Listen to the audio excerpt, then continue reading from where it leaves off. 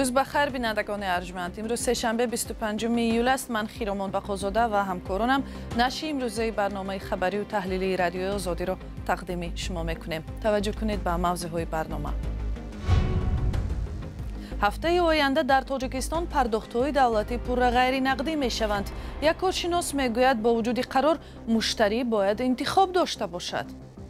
اکثریت مملکت‌ها علاقه این کار جاری یافته است، لیکن در برابر این پرداخت نقدی هم مانده است.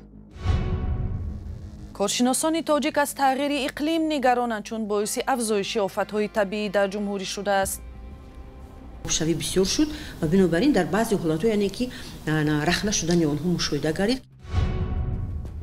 آوازخوان افغان ولی برای شاد کردن دل هواداران به ویژه هموطنان مهاجرش از آلمان به دوشنبه آمد.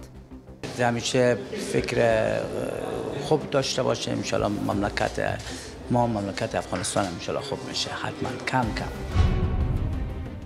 تا زمان گزارش به پرداخت‌های حتمی غیر نقدی در تاجیکستان 6 روز دیگر باقی مانده است و بر اساس قرار حکومت باید تمام ساختارها و اهالی از روی نظام نو عمل کنند. پرداخت انداز، باج دولتی، پول خدمات کمونالی، خدمات طبی و حتی جریمه ها تنها از روی پرداخت‌های کارتی و آنلاینی قبول می شوند. طرفداران قرار برای سبک شدن معامله‌های پولی و پیشگیری از فساد این را یک امر ضروری مینامند. ولی نگرانی جدی که جان دارد این است که احتمالاً شمار معین ساکنان برای گزارش به این نظام هنوز آماده نیستند. اسکندر فیروز و نگاره فضل‌الدین گزارش میدهند. از اول августи соли ҷорӣ тоҷикистон гузинаҳои пардохти бидуни нақдро барои хидмати умумӣ монанди боҷу андоз, хидмати тиббӣ, хидмати обу барқ ва ҷаримаҳо роҳандозӣ мекунад. амалиётро метавон бо истифода аз кортҳои бонкӣ ё ҳамёни мобилӣ анҷом дод. Талат Нумонов коршиноси соҳаи фанновариҳои иттилоотӣ бовар дорад, ки дар ҳоле ки пардохтҳои ғайринақдӣ муҳим аст, равиши нақдӣ набояд аз байн биравад, зеро ҳама бо системаи пардохти онлайни ошно нестанд. дигар савол, оё он ширкатҳое ки ин шабакаҳоро пешниҳод мекунанд омода ҳастанд ё ин ки метавонанд ки ана ҳамин гузарондани маблағҳои ғайринақдиро таъмин кунанд. тавре ки маълум аст дар аксарияти мамлакатҳо аллакай ин кор ҷорӣ ёфта истааст, лекин дар баробари ин пардохти нақдӣ ҳам мондааст. ҳама вақт пардохти ғайринақдӣ не, пардохти нақдӣ ҳам мондааст ва ман фикр мекунам ки ҳамин чизро бояд ба инобат гирем ва қадам ба қадам ҳама ин мушкилиҳоро бартараф кунем. мақомот мегӯянд ки муаррифии низоми ғайринақдӣ ба коҳиши пардохтҳои ғайриқонунӣ ва ҳолатҳои фасод кӯмак мекунад. фирӯз намакшинос, коршиноси дигари тоҷик, пешниҳод мекунад ки фароҳам овардани имконият барои ин ҳадафҳо муҳим аст. наметавонам бигӯям ки ин кор осон хоҳад буд. барои он насле ки дар хона фарзандону набераҳояшон ҳамроҳ нестанд, дар оғоз ин кори хеле мушкил мешавад. онҳо ҳамчунон барои пардохтҳо пушти дари амонатбонк мераванд, зеро барои анҷоми пардохтҳои электронӣ аз донишҳои зарурӣ бархурдор нестанд. мақомотро зарур буд ки нахуст барои қишрҳои мухталифи ҷомеа маъракаҳои омӯзишӣ мекарданд. назари сокинон ҳам дар бораи ҷоришавии пардохти ғайринақдӣ хадамоти давлатӣ яксон нест. аз чашмам нобино анин чизо ман маъқул нест, барое ки ман рақамҳои дида чӣ карда наметавонам, ман ба мушкил ҳаст. ин хел гиреб қулай нас хона шишта ҳамин ғайринақлия вай мекуне коммуналӣ, ин хуб аст. беҳад қулай барои ман, қулай барои дигарон намедонам. вале масалан пиронсоло чӣ кор кунанд? оно хай пиронсоло ба ёшо ёрдам кунад, ҳамин хел кунанд ки шарт не ҳамон пиронсол ҳамон кора кунад, бачааш ҳаст анои бачааш кунад. баъд ҳаминаш беҳтар мешавад ки дар ҳамаи ҷойҳое ки мисол мо дар он ҷо бояд ки пардохт кунем чизҳои электроние дошта бошанд ки корти моро қабул кунад. ба андешаи ман бисёр фоиданок аст, бисёр хуб аст, лекин мушкилӣ ҳам дорад. мушкили он дар он аст ки мо бояд ки ба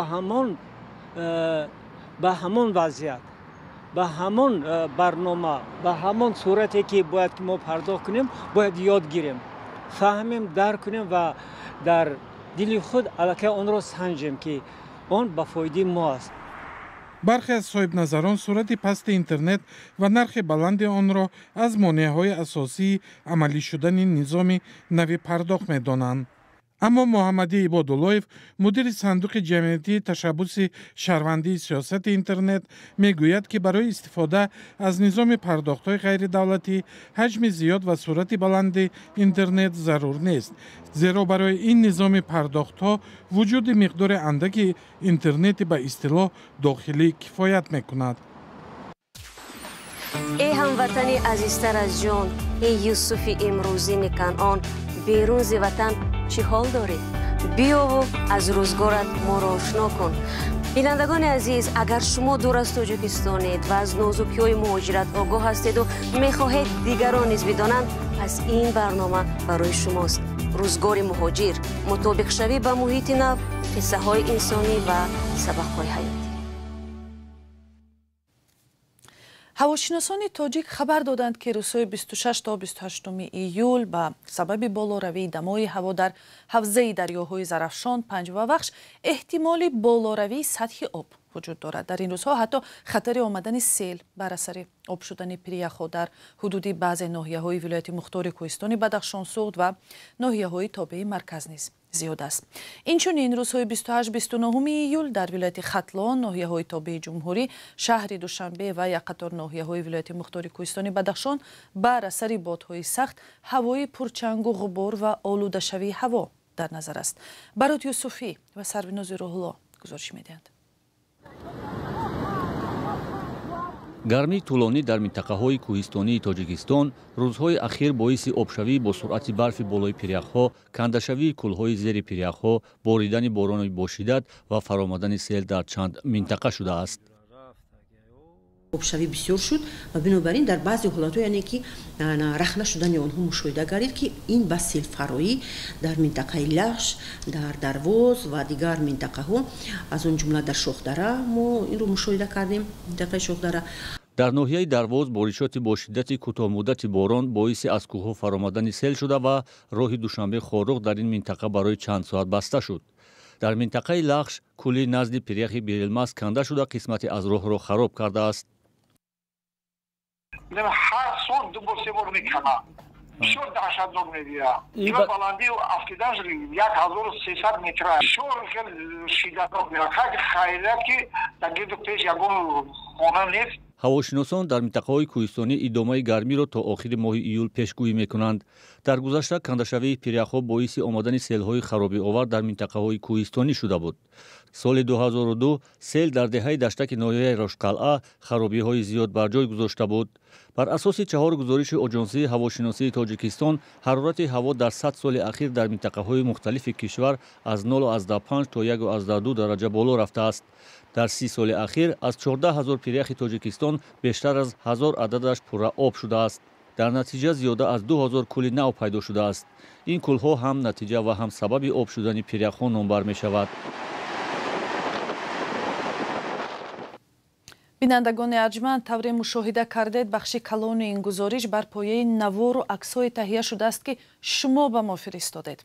умедворем ки мисли ин дар оянда ҳам моро аз ҳодисаву таҳаввулоти макони зисти худ бо матну хабару видео бештар огоҳ мекунед. наҷотбахшони кумитаи ҳолатҳои фавқулода 5 кӯҳнаварди русро ки аҳволи яке аз онҳо ҳангоми фатҳи қуллаи кӯҳе дар ҳудуди ноҳияи ванҷ бад шудааст, бо чархбол наҷот доданд.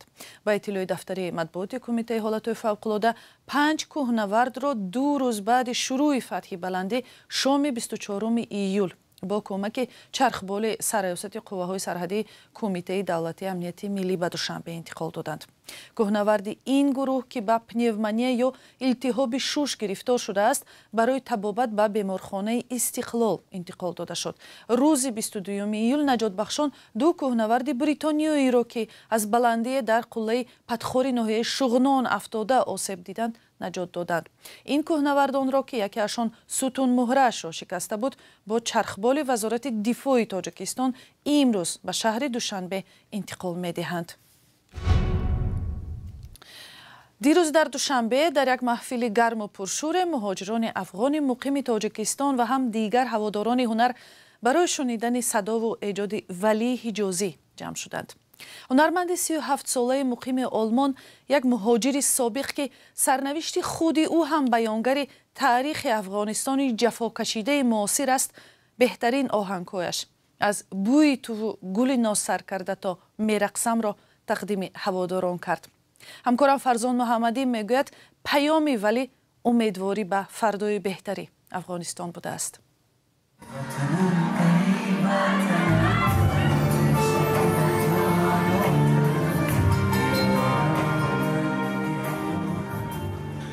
ولی حجازی آوازخوان افغان تبار آلمان در دیدار با هموطنانش در دوشنبه بیشتر سرودها را در وصف افغانستان سرایید.